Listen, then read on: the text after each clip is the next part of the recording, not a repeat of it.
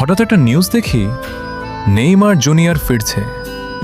মুহূর্তে মনটা খুশিতে ভরে যায়। মনে হয় আবার মাঠে নামবে সে, আবার সেই ড্রিবলিং, সেই ম্যাজিক।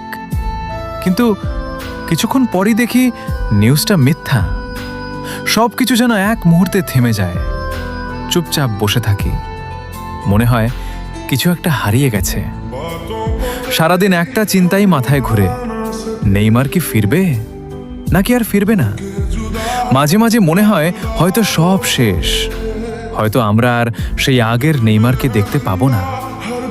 আবার কখনো মনে হয় না, সে ফিরবেই, কারণ নেইমার তো হাল ছাড়ার মানুষ না। এই আশা আর হতাশার মাঝেই দিন কেটে যায়। একটা নাম, একটা অনুভূতি, যার জন্য আমরা অপেক্ষা করি। কারণ নেইমার শুধু একজন প্লেয়ার না, সে আমাদের ভালোবাসা।